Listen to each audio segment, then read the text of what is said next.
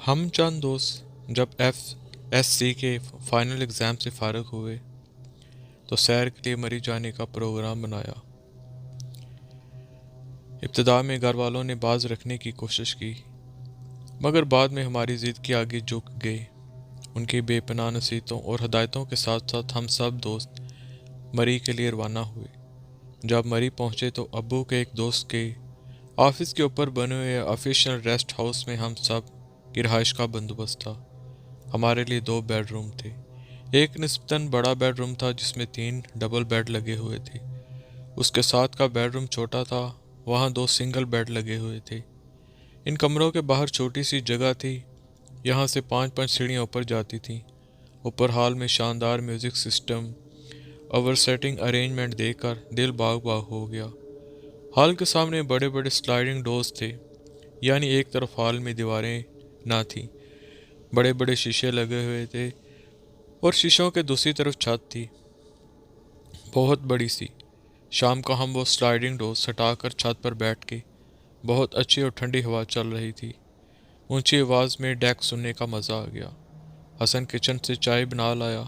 हम पांचों ने कुछ देर तो उमर का इंतज़ार किया, लेकिन फिर नवीद उसे बुलाने के लिए चला गया और आकर कहा कि वो नहा रहा है। हम सब चाय पीने लगे। म्यूज़िक सुनने बातें करने में ख्याल ही ना रहा कि कितना वक्त गुजर चुका है। जब 1.25 घंटा गुजर गया तो अचानक नवीद बोला, यार उमर नहीं आया। मैं उठकर नीचे गया, उसे आवाज़ दी तो गुस्लखाने से मुलाकात का सैलाब उमड़ने लगा। मुझे पहले तो कुछ समझ न आई, फिर एहसास हुआ कि वो चला रहा है। किसी ने शरारत से बाथरूम का दरवाज़ा बाहर से लॉक कर दिया। मैंने फौरी तौर पर दरवाजे का नाप घुमाया, दरवाज़ा खुल गया। बाहर आते ही वो चीखा, 1 घंटे से चीख रहा हूँ, हद हो गई है। सॉरी यार, हम बाहर थे छत पर। डेक भी बुलंद आवाज़ में बाज रहा था। हमने सोचा शायद इतने खूबसूरत बाथ टब से निकलने का दिल नहीं कर रहा। वो सुनी अनसुनी करते हुए बोला, मुझे ये बताओ कुंडी किसने लगाई है बाहर की। अब सब चुप। उमर चुपचाप नवीद को घूर रहा था। नवीद कस्में खाने लगा कि उसे बुलाने ज़रूर गया था, पर कुंडी लगा कर नहीं आया। बड़ी मुश्किल से दोनों को समझा बुझा कर ठंडा किया। उमर का मूड बड़ी देर बाद बहाल हुआ। सफ़र की थकान थी, सब ने खाना खाकर आराम ही को तरजीह दी। वैसे भी मरी के दोस्तों से अगले रोज़ मुलाकात होनी थी और फिर प्रोग्राम तय करना थे कि मैं रात के कपड़े तब्दील करके गुस्लखाने में गया तो दरवाज़ा गलबन बंद था। अंदर से मैं बेख्याली में आकर टीवी देखने लगा। थोड़ी देर गुजरी कि उमर कहने लगा, आकर लेट भी जा, लेट कर टीवी देख ले। मैं उठा और बाथरूम का दरवाज़ा खोला, वो हनूज बंद था। मैंने हैंडल को घुमाते हुए दस्तक दी, अंदर से कोई जवाब न आया। दोबारा दस्तक दी, तब भी खामोशी। हसन और उमर इकट्ठे बोले, क्या हुआ? कुछ नहीं, दरवाज़ा काफ़ी देर से बंद है। मैंने ज़ोर से हैंडल घुमाते हुए कहा, और अंदर कोई है तो बोल नहीं रहा। यार चलो अब ख़त्म करो बहस को। गुस्लखाने को भी चिमट गए दोनों। नवीद बुड़बुड़ाया। मैं आकर लेट गया था। आधे पौने घंटे में शायद सब ही सो गए थे, मगर मुझे अजीब सी बेचैनी थी, जैसे नई जगह के नयापन और थकावट की वजह से जानकर करवटें बदलता रहा। अचानक मुझे ऐसा लगा जैसे बाथरूम से कोई निकला हो। मैंने सर ऊंचा करके इधर देखा। नवीद, उमर और हसन सब गहरी नींद में थे। कमरे में कोई नहीं था। मैं उसे अपना वहम समझकर सोने की कोशिश करने लगा। मैं सोना चाहता था और नींद आंखों से कोसों दूर थी। थोड़ी देर बाद मुझे प्यास का एहसास हुआ। फिर ऐसा लगा कि प्यास की शिद्दत से हलक खुश्क होने लगा है। मुझे लेटे लेटे ख्याल आया कि पानी की बोतल मेरे बैग के पास ही पड़ी थी। मैं उठा और हाथ बढ़ाकर बोतल उठाने लगा था कि क्या देखता हूँ कि नवीद के पाँव के पास कोई घुटनों में सर देकर बैठा था। स्याह तारीख मुजस्सम, नेगेटिव बॉडी की आउटलाइन कदरे वाज़िया थी।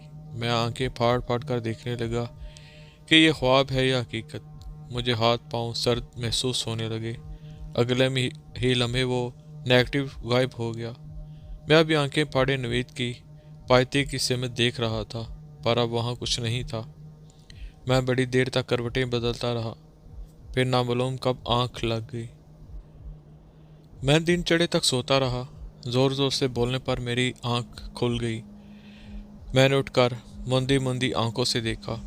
सारे कमरे में हम लोगों का सामान फैला हुआ था। सबके बैग ऊंधे पड़े हुए थे।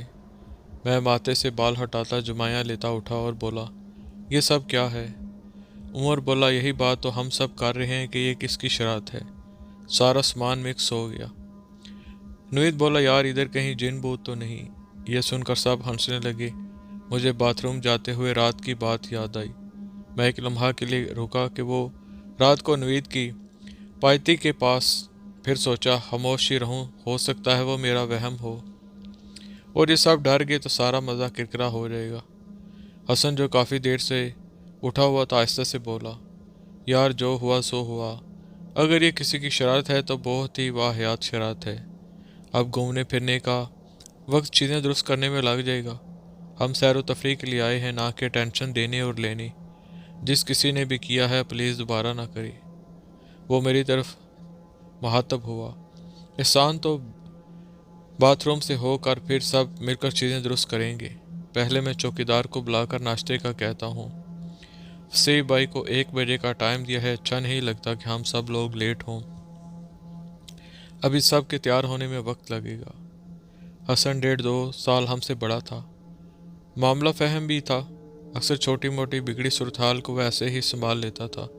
जितनी देर में नाश्ता बना हम सब कुछ संभाल कर तैयार हो चुके थे। बाकी पूरा दिन वसीम भाई के साथ घूमने फिरने में गुजारा। रात का खाने एक अच्छे से रेस्टोरेंट में खाया और रात के वापस लौटे। सबका मूड बेहद खुशगवार था।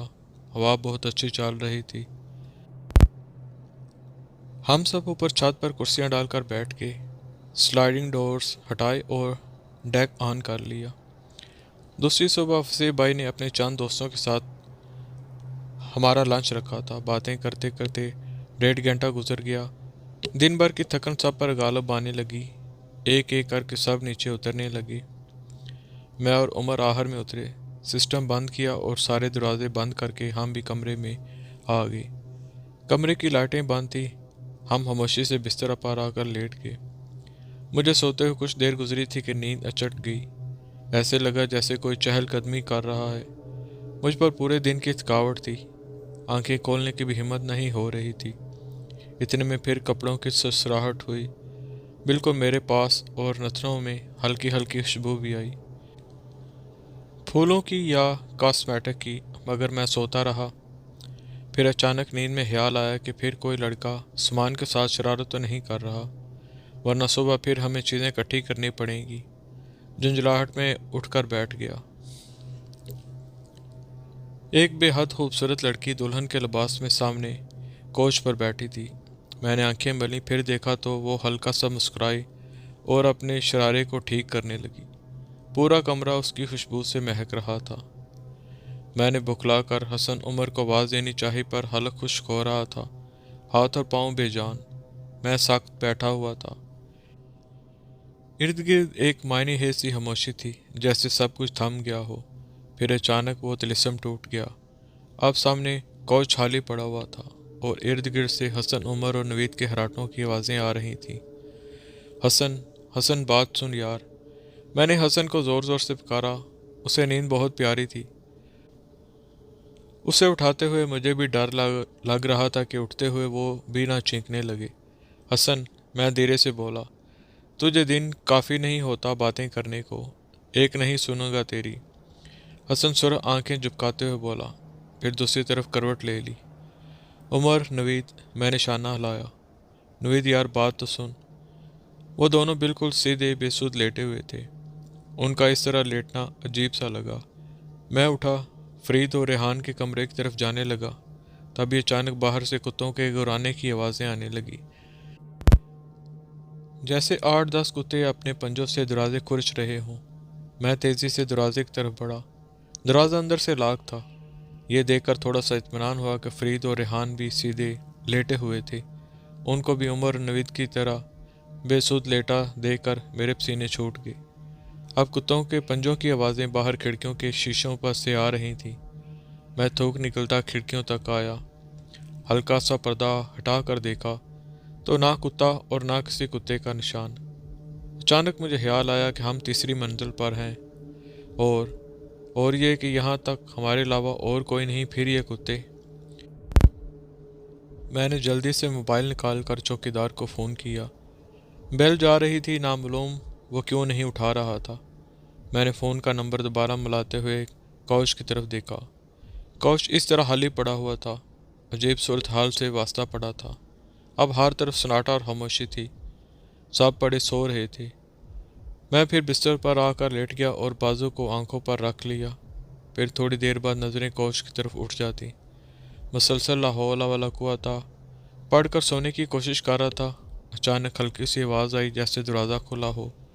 میں نے چونک کر دیکھا اور ایسا لگا جیسے کوئی باتھ روم میں گھس گیا ہو۔ میں دم سادے باتھ روم سے نکلتی روشنی کی لکیر کو دیکھ رہا تھا، جو ہلکا سا دروازہ کھلا رہ جانے پر باہر سے نظر آ رہی تھی۔ تبھی کپڑوں کی سرسراہٹ ہوئی۔ میں نے چونک کر نظریں پھر اٹھائیں۔ کوئی اب باتھ روم کے دروازے پر کھڑا تھا۔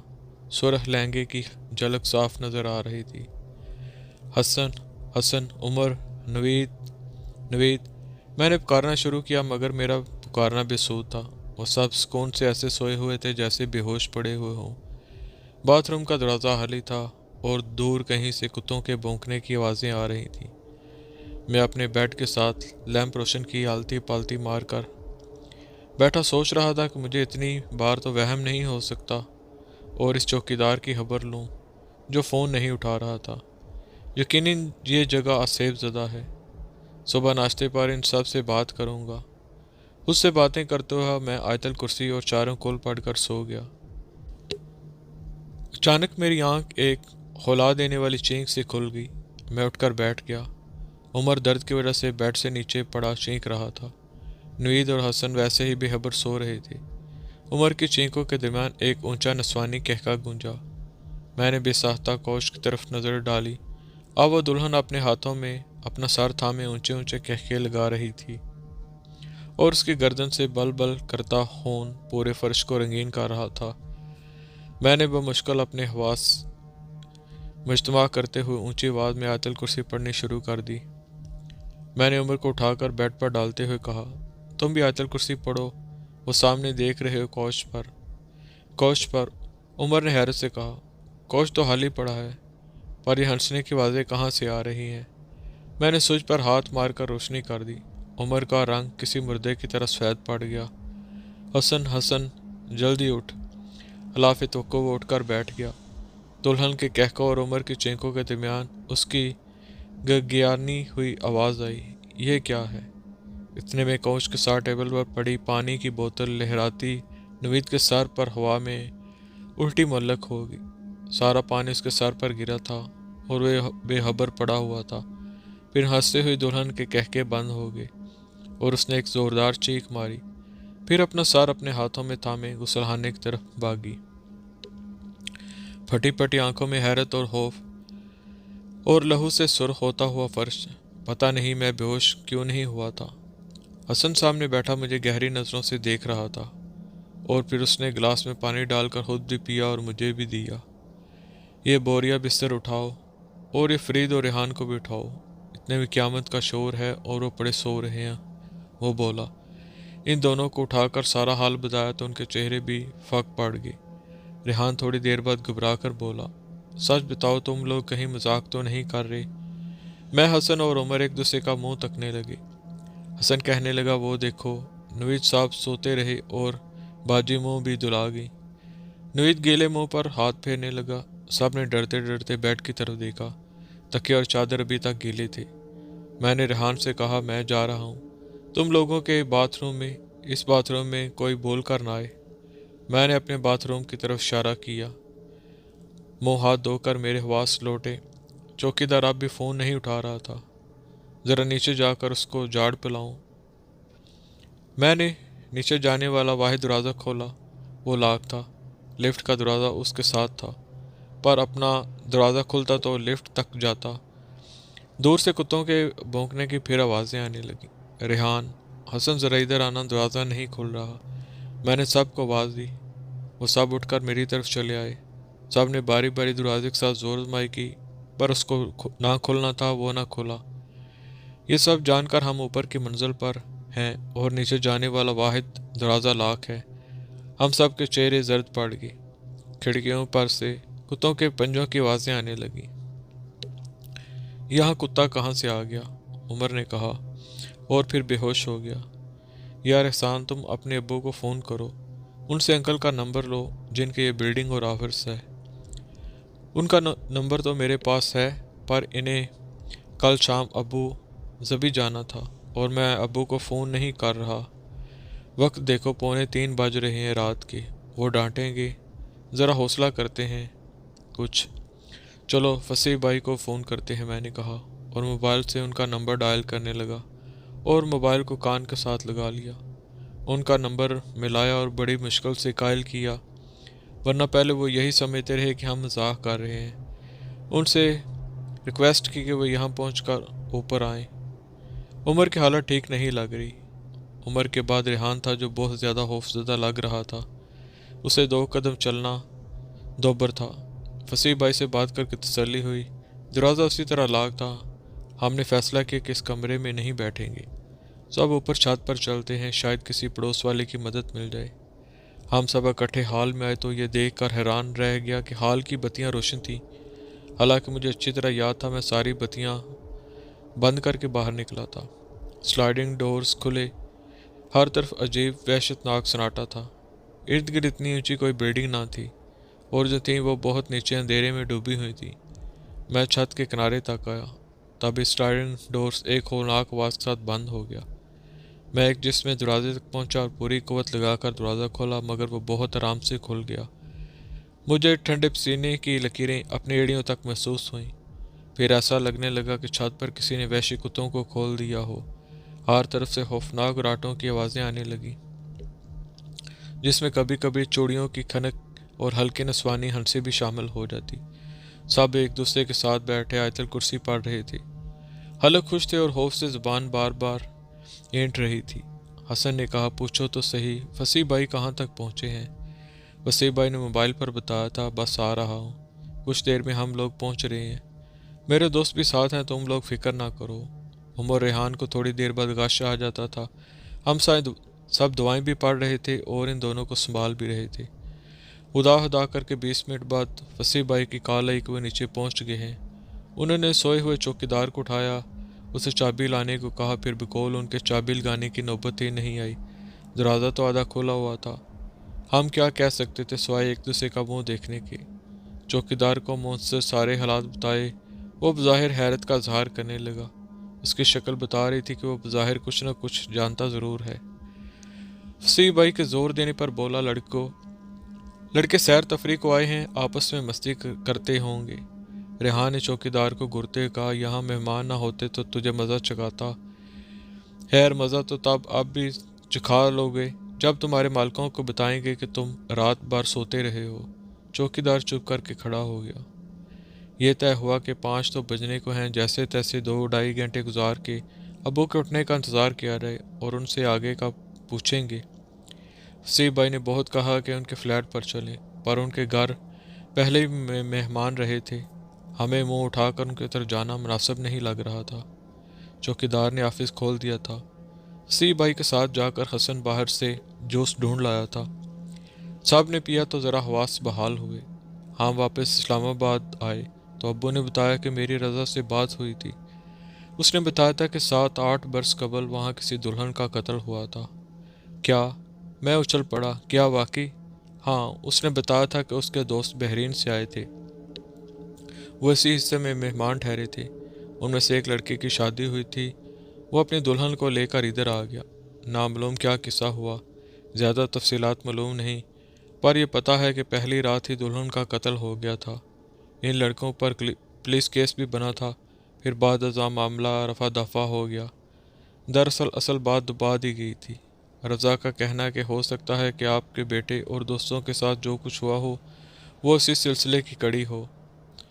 मैं दम हो दब्बो की बात सुन रहा था।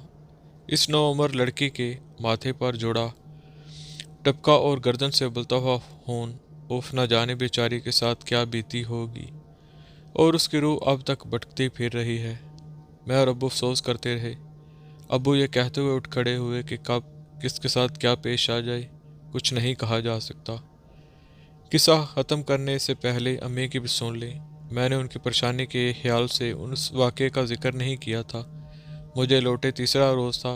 मैं उनके कमरे में थोड़ी थोड़ी देर के लिए आकर लेटता। मुझे आए आज तीसरा रोज़ था। वो कुछ सिलाई कर रही थी। मुझसे कहने लगी, मरी में सब ठीक तो रहा था? जी अम्मी, मैंने आंखें चुराते हुए कहा। कहने लगी, वो जिस रोज़ सुबह 7:45 तुमने फ़ोन किया था अपने अब्बू को, मैं उस रात बहुत परेशान थी। मैंने बहुत अजीब सा ख्वाब देखा था कि जैसे रात का वक्त है और एक वीरान सी इमारत है, बहुत ऊंची, बहुत सुनसान, धंधले बड़े बड़े शीशों वाले, और जैसे वो जगह इस इमारत की छत है, उसके सामने वाले हिस्से में ज़रा नीचे किसी के बैठने होने का गुमान हो रहा था। हर तरफ खामोशी थी सिवाय कुत्तों के गुराने की। और फिर जिस खौफ से मेरी आंख खुली वो ये कि मुझे लगा जैसे खुदा न खास्ता तुम इस बिल्डिंग में हो। ओ खुदाया, डरावना ख्वाब था। मैं उठी तो खौफ से हलक खुश्क हो रहा था। बमुश्किल 3 मरतबा लाहौला वाला पड़ी। ज़रा हवास बहाल हुए तो तुम पर दुआ पढ़कर ज़ोर से फूंकी। वाकई अम्मी, माँ माँ होती है।